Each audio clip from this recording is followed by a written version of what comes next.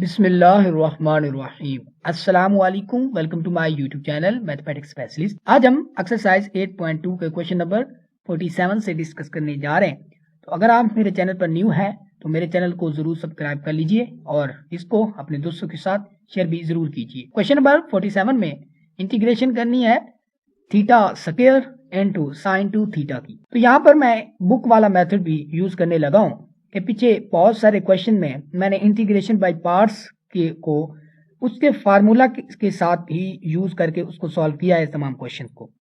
लेकिन मैं उन क्वेश्चन को एक आसान तरीका भी था जिससे मैं उसको सॉल्व कर सकता था, लेकिन मैं उसको इंटीग्रेशन बाय पार्ट्स से मुश्किल तरीके से भी डिस्कस करता आया हूं ताकि कोई भी क्वेश्चन आ जाए तो आपकी जो इंटीग्रेशन बाय पार्ट्स वाला फार्मूला है उसकी मदद से आप उसको आसानी से उसको हल कर सकते। लेकिन यहाँ पर मैं वो भी मेथड डिस्कस करूंगा ताकि आप जो है वो अगर शॉर्ट आ जाता है और आपके पास इतना टाइम नहीं है तो उसको जो है ना शॉर्ट टाइम में उसको सॉल्व करने की कोशिश करें। तो आप ये सारे क्वेश्चन इस तरीके से भी सॉल्व कर सकते हैं। ओके हो गया। अब चलते हैं अपने क्वेश्चन की तरफ। तो यहाँ पर क्या है कि ये थीटा स्क्वायर ये एक अलजेब्रिक फंक्शन है और ये साइन थीटा 2 थीटा एक ट्रिग्नोमेट्रिक फंक्शन है। तो इसको सॉल्व करना है कैसे? तो सबसे पहले तो आपने क्या करना है कि ये जो जिसका हमने इंटीग्रेशन करनी है, यहाँ पर थीटा स्क्वायर है तो ये इसको एज इट इज रखेंगे और जिसकी हमने इंटीग्रेशन करनी है वो आपने यहाँ पर लिखना है, यानी कि ये है साइन 2 थीटा। ठीक हो गया। अब यहाँ पर अगर हम देखें ये लगा देना है एरो। ठीक है, एरो लगा दिया आपने। ये जो साइन 2 थीटा है, ठीक है, इसका आपने क्या करना है, इसका इंटीग्रेशन करनी है। तो ये इस साइन 2 थीटा की इंटीग्रेशन क्या होगी, -1/2 इनटू क्या बन जाएगा कॉस ऑफ 2 थीटा। अब ये मैं इंटीग्रेशन भी आपको लेना सिखा चुका हूं इनकी। अब इसके बाद आपने क्या करना है कि इस जो थीटा स्क्वायर है इसका डेरिवेटिव लेना है, वो क्या बनेगा 2 थीटा और फिर आपने यहाँ पर लगा देना है एरो लगा देना है। यहाँ पर ये इस कॉस 2 थीटा का दोबारा इंटीग्रेशन करनी है तो ये क्या बनेगा -1/4 बन जाएगा। जो इसके एंगल का जो डेरिवेटिव होगा ना वो नीचे डिवाइड भी तो होना था, यानी कि साइन 2 थीटा बटा 2 होना था, तो बटा 2 था तो इसके साथ मल्टीप्लाई होकर 1/4 बन जाएगा। इसके बाद दोबारा आपने क्या करना है 2 थीटा का जो है वो डेरिवेटिव लेना है तो क्या बनेगा, डेफिनेटली बनेगा 2 और इसको फिर इधर आपने लगा देना है एरो और यहाँ पर इसकी दोबारा इंटीग्रेशन करनी है तो ये क्या बनेगा प्लस का 1/8 बन जाएगा, प्लस का 1/8 इंटू क्या बन जाएगा कॉस ऑफ 2 थीटा। क्योंकि यहाँ पर इसकी इंटीग्रेशन करें ना ये -1/4 है, सॉरी ये -1/4 है और साइन 2 थीटा की इंटीग्रेशन क्या बनेगी कॉस ऑफ 2 थीटा और बटे में क्या होगा exactly minus cos of 2 theta और बटे में क्या होगा 2, तो ये 2 2 4 और ये plus minus minus plus plus हो जाएंगे, माइनस माइनस प्लस हो जाएंगे। इसके बाद अब यहाँ पर अब जो है वो क्या करना है, यहाँ पर जो फर्स्ट था उसको प्लस कर देना है, यहाँ पर इसको माइनस कर देना और यहाँ पर इसको क्या कर देना है, इसको प्लस कर देना। ठीक हो गया, प्लस माइनस प्लस, इस तरह से आपने चलना है। अब आपने क्या करना है, ये जो थीटा स्क्वायर है इसको मल्टीप्लाई कर देना है किसके साथ, -1/2 cos 2 थीटा के साथ। तो मल्टीप्लाई करते हैं तो ये that integration will be equal to क्या बनेगी थीटा स्क्वायर इनटू क्या बनेगा 1/2 और cos ऑफ 2 थीटा। तो इस 1/2 को मैं क्या लिख सकता हूँ कि ये बटे में इसके बटे में 2 लिख दूंगा। ठीक हो गया। इसके बाद अब आपने क्या करना है, ये इसको मल्टीप्लाई करना है इसके साथ और साथ मल्टीप्लाई कर देना है प्लस को। तो प्लस को मल्टीप्लाई करेंगे तो कोई जो है वो फर्क नहीं पड़ेगा, तो यहाँ पर क्या आएगा जस्ट माइनस ही आएगा। अच्छा, इसके बाद अब आपने क्या करना है कि इसको मल्टीप्लाई करना है इस सारे फंक्शन के साथ, फिर इसके साथ माइनस को मल्टीप्लाई कर देना है। तो ये जो माइनस है इसके साथ माइनस मल्टीप्लाई होगा तो वो तो जस्ट क्या होगा पॉजिटिव ही बनेगा और ये जो 1/4 है इसके साथ अगर हम 2 थीटा मल्टीप्लाई करें तो ये θ/2 बनेगा और इनटू क्या बन जाएगा साइन ऑफ 2 थीटा। अब हमने क्या किया इसको मल्टीप्लाई किया इस सारे फंक्शन के साथ, फिर उसको मल्टीप्लाई कर दिया माइनस के साथ। ओके हो गया, यहां तक भी हम पहुंच गया। इसके बाद अब हमने क्या करना है, यहाँ पर क्या होगा नीचे क्या आएगा 2 का जो दोबारा हम डेरिवेटिव लेंगे ना तो यहाँ पर 0 आ जाएगा। तो जब ये 0 आ जाएगा ना यहाँ पर, ठीक है, इसका डेरिवेटिव 0 आ तो आपने आगे इस प्रोसेस को कंटिन्यू नहीं रखना, यहाँ पर खत्म कर देना। ये मैं बताना भूल गया था, सॉरी। अच्छा, इसके बाद अब आपने क्या करना है कि ये जो 2 है इसके साथ मल्टीप्लाई करना है, इसके साथ, फिर उसको प्लस के साथ मल्टीप्लाई भी करना है। तो ये क्या बन जाएगा, प्लस ये बन जाएगा 1/4 बनेगा और कॉस ऑफ 2 थीटा बनेगा। 2 को मल्टीप्लाई करेंगे ना 1/8 इंटू कॉस 2 थीटा से, तो क्या बन जाएगा 1/4 इंटू कॉस ऑफ 2 थीटा।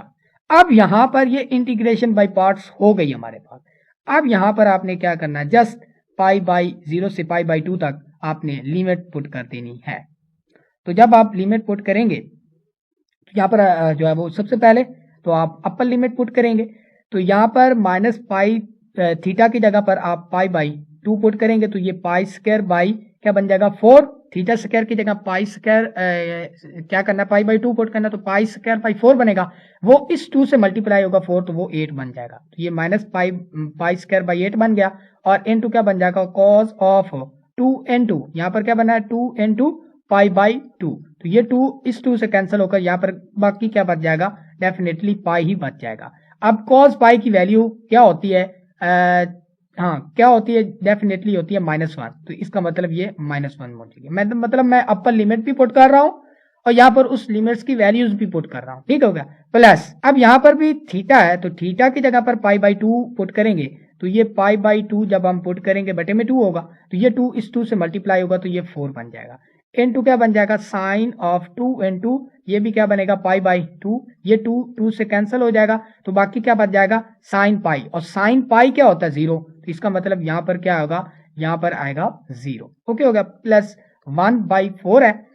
इसके बाद यहाँ पर अगर हम देखें तो ये कॉस ऑफ 2n2 π/2 है, ठीक है, ये आ गया। अब ये कैंसिल होगा, तो कॉस पाई क्या होता है, कॉस पाई किसकी इक्वल होता है -1 के, तो यहाँ पर -1 लगा देंगे। ये हो गई हमारे पास अपर लिमिट। इसमें से माइनस करेंगे lower limit, lower limit put करेंगे तो यहाँ पर आप 0 पुट करें, तो ये सारी टर्म 0, यहाँ पर आप 0 पुट करें, ये भी सारी टर्म 0, यहाँ पर आप 0 जब आप पुट करेंगे तो क्या बनेगा 1/4 इंटू कॉस ऑफ 2 इंटू 0, तो ये क्या बन जाएगा 0 बन जाएगा कॉस ऑफ 0, और कॉस ऑफ 0 किसकी इक्वल होता है, वो होता है 1 की इक्वल, तो 1 साथ मल्टीप्लाई होगा तो ये 1/4 ही रहेगा। तो ये लोअर लिमिट रहेगी। तो अपर लिमिट और लोअर लिमिट दोनों मैंने पुट कर ली, ये 0 हो गई थी ये वाली टर्म में, ठीक है, क्योंकि थीटा की जगह पर जब हम 0 लगाएंगे वो 0 ही हो जाएंगी।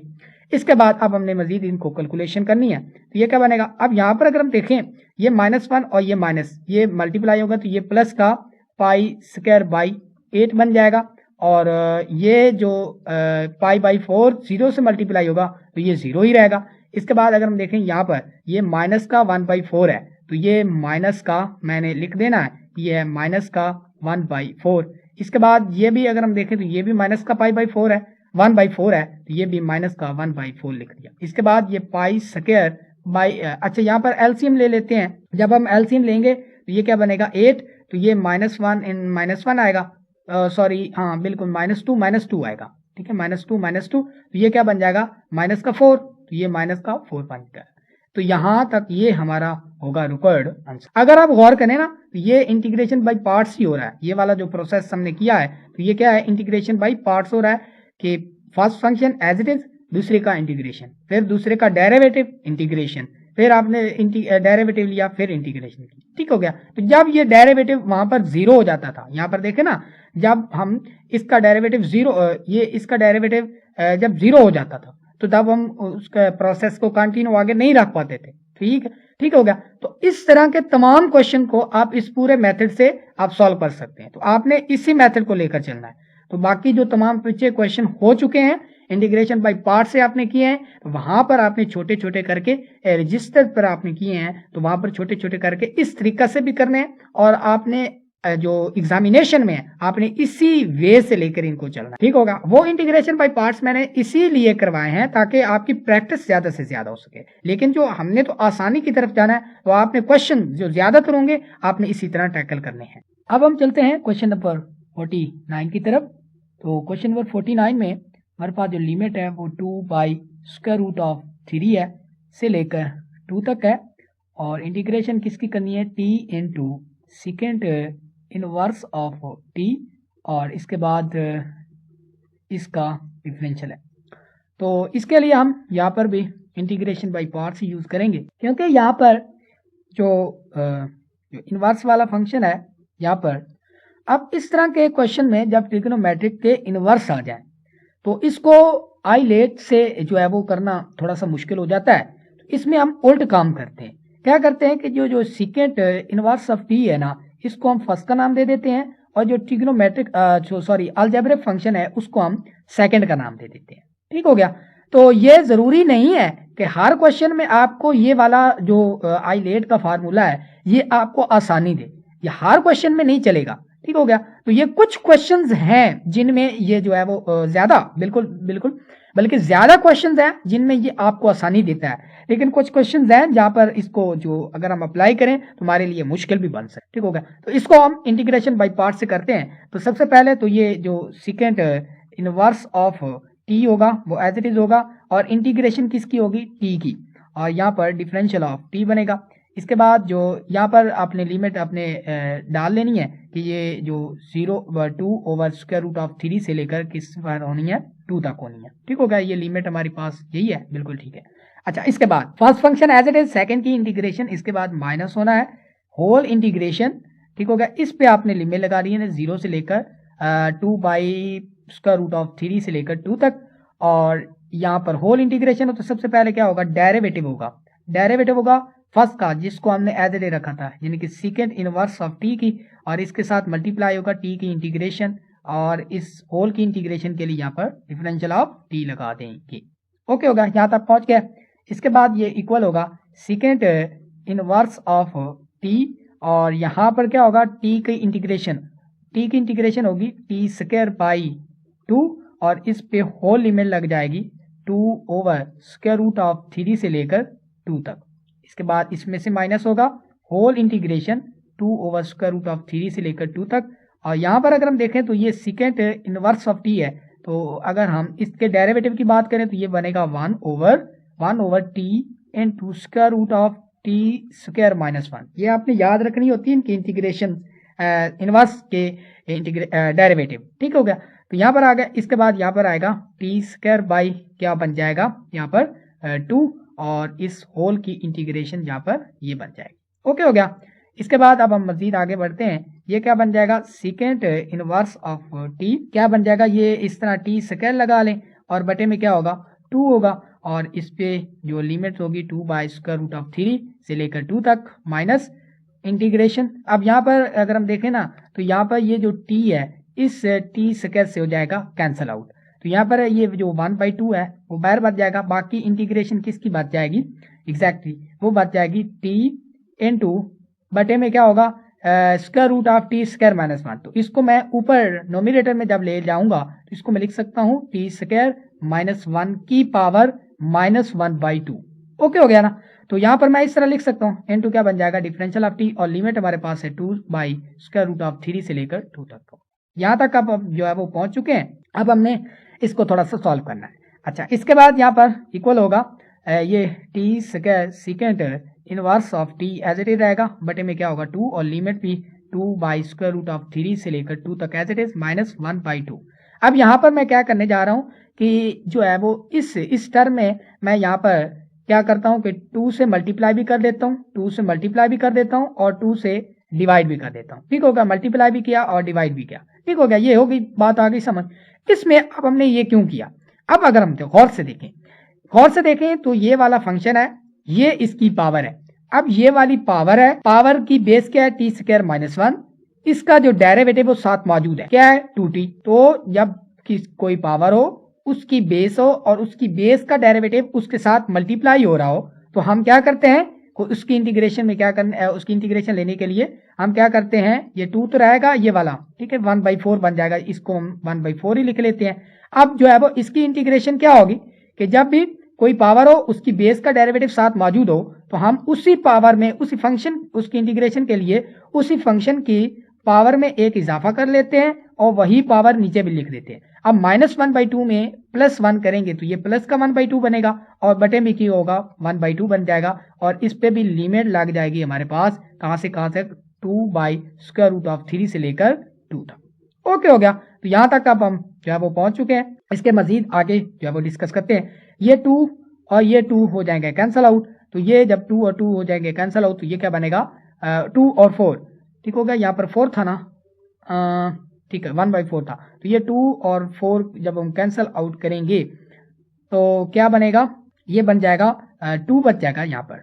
इसके बाद अब हमने यहाँ पर लिमिट्स पुट करनी है, तो सबसे पहले हम जो है वो क्या कर लेते हैं कि इन दोनों चलो ठीक है, अपर लिमिट और लोअर लिमिट दोनों पर अलग अलग पुट करते हैं।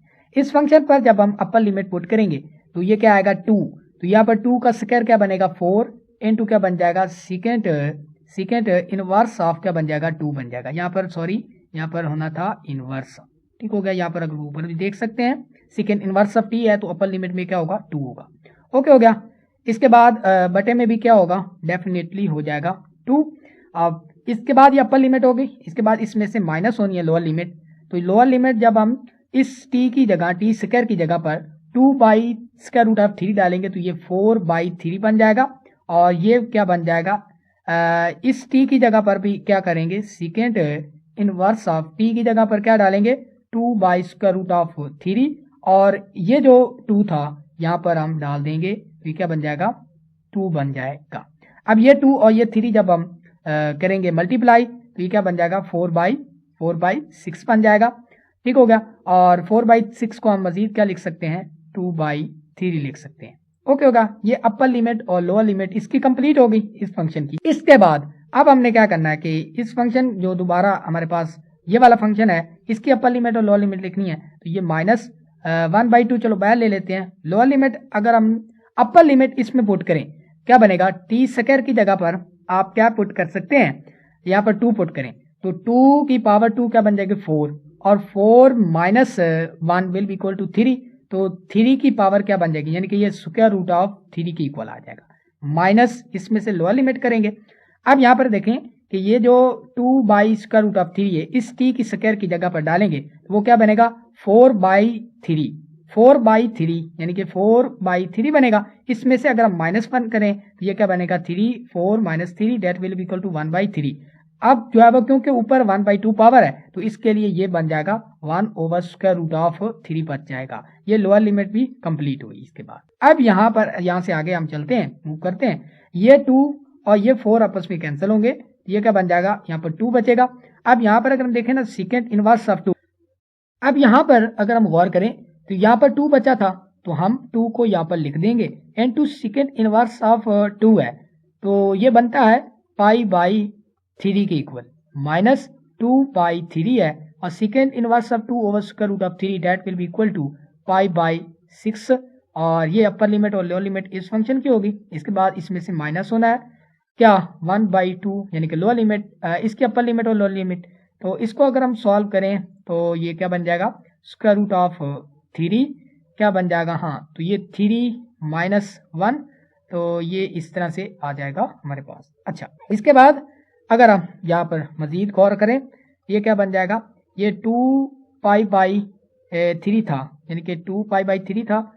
अच्छा, ये 2π/3 माइनस ये क्या बन जाएगा, ये 2 और ये 3 कैंसिल, 2 और 6 कैंसिल हो गए 3, तो ये क्या बन जाएगा π/9 बन जाएगा।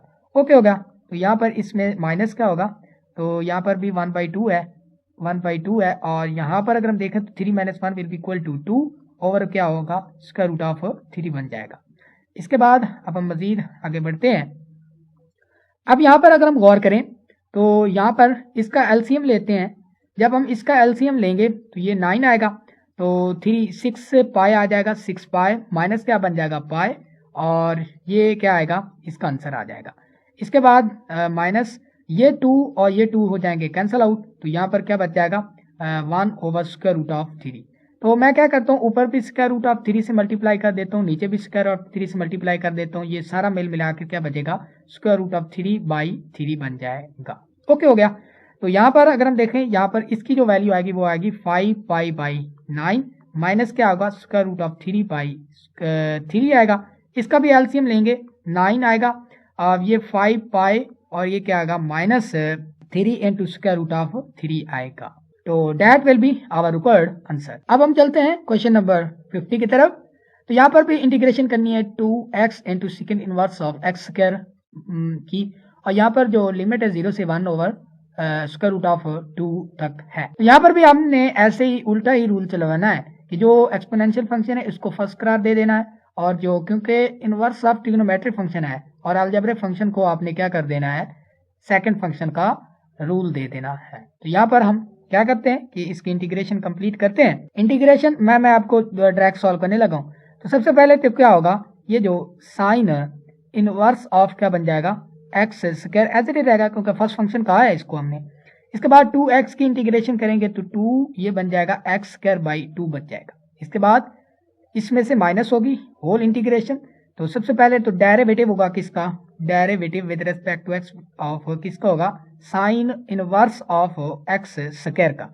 इसके बाद इसके साथ मल्टीप्लाई होगा 2x की इंटीग्रेशन, 2x की इंटीग्रेशन और इसके साथ मल्टीप्लाई होगा ये वाला।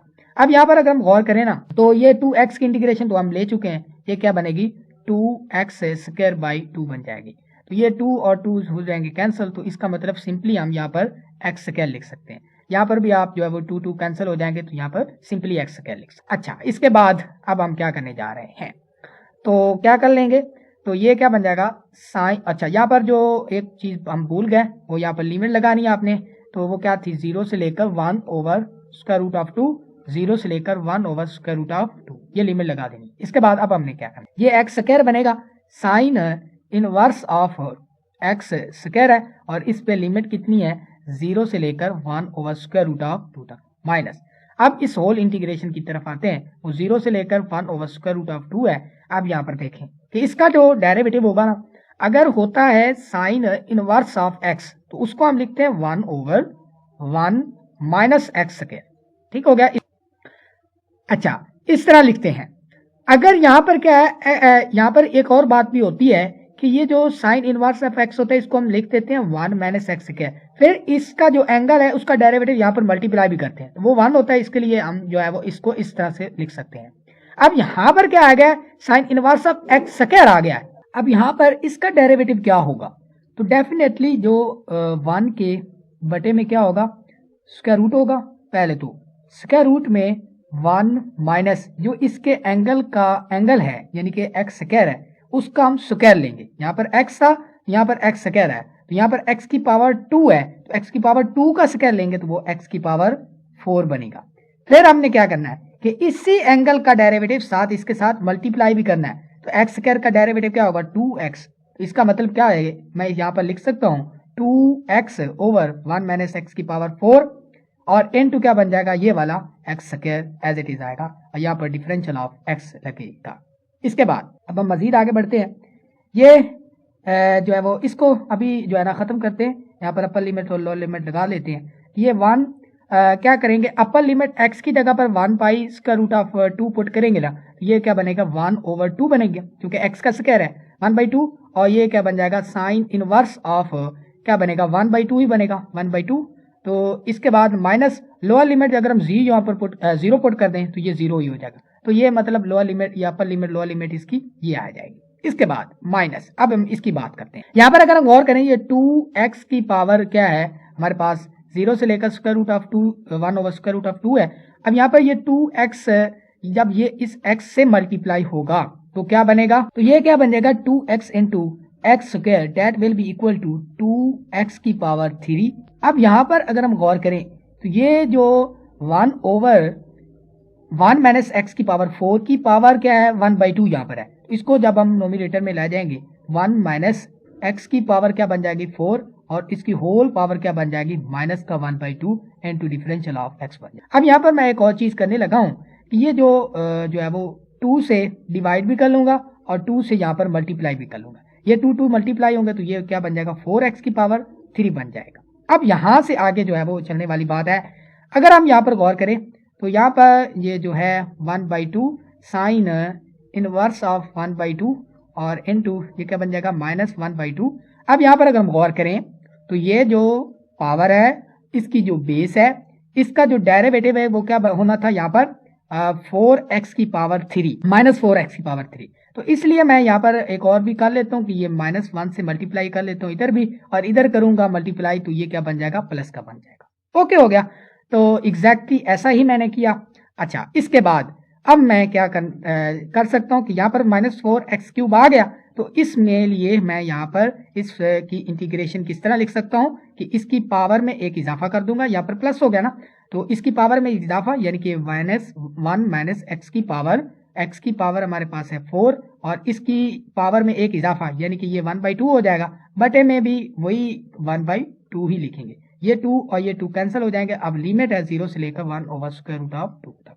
ओके हो गया, तो यहाँ तक हम पहुंच आए हैं। तो अगर हम गौर करें तो ये जो साइन इनवर्स ऑफ क्या था 1/2, तो ये तो π/6 की इक्वल था, तो यहाँ पर हम इसकी वैल्यू π/6 लगा देंगे, तो ये that will be equal to π/12 बन जाएगा। इसके बाद अब यहाँ पर प्लस है, तो यहाँ पर भी हमने यहाँ पर अपर लिमिट भी पुट करनी है और लोअर लिमिट भी पुट करनी है, तो ये 1 माइनस, अब यहाँ पर x की पावर कितनी है 4 है, तो x की पावर 4 है, तो क्या करेंगे यानी कि अगर हम 1/2 लगाएं x की जगह पर, तो इसकी पावर कितनी है 4, तो एक तो क्या होगी कि ये जो 1/2 की पावर क्या बच जाएगी बाकी 2, यानी कि एक √2 से कैंसिल हो गए, तो ये 1/4 आएगा, तो इसका मतलब यहाँ पर लिख सकते हैं 1/4 और इस होल की पावर क्या होगी 1/2 माइनस, अब हमने लोअर लिमिट पुट करनी है, तो 1 - 0 की पावर क्या होगी 0 ही होगी और इसकी पावर भी 1/2 लिख सकते हैं।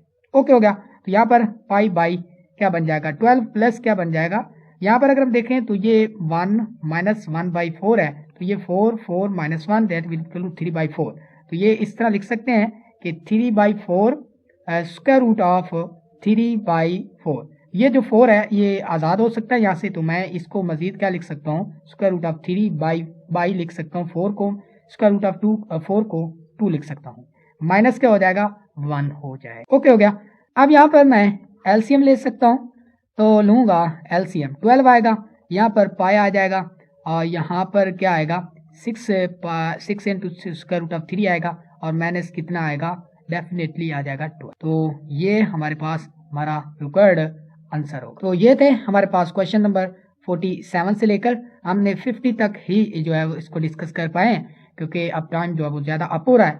अब मैंने क्वेश्चन नंबर 48 जो था वो छोड़ दिया था, क्योंकि वो सेम क्वेश्चन था इस तरह का, तो आपने क्या करना है इस क्वेश्चन को भी सोल्व इसी तरह करना है कि यहाँ पर क्या कर देना है cos of 2x डाल देना और यहाँ पर x की पावर 3 रख देनी है, फिर आपने यहाँ पर एरो लगाना, इसकी इंटीग्रेशन क्या होगी क्या आएगी cos 2x की इंटीग्रेशन, फिर इसका डेरिवेटिव, तो इसी तरह इसी लिहाज से जिस तरह आपने इसको टैकल मैंने करवाया है आपको, बिल्कुल इसी तरह से ही आपने इस क्वेश्चन को देख लेना है। ठीक है, तो नेक्स्ट लेक्चर से हम 51 की तरफ से जो है वो से स्टार्ट करेंगे। तो अगर हमारी वीडियो आपको पसंद आ रही है तो मेरे चैनल को ज़रूर कर दीजिए सब्सक्राइब और अपने दोस्तों के साथ इसको शेयर कीजिए और इस वीडियो को लाइक भी कर दें और हमें ज़्यादा से ज़्यादा प्रमोट करने की कोशिश करें। मिलते हैं एक नए लेक्चर के साथ, तब तक के लिए इजाज़त दीजिएगा। अल्लाह निगहबान।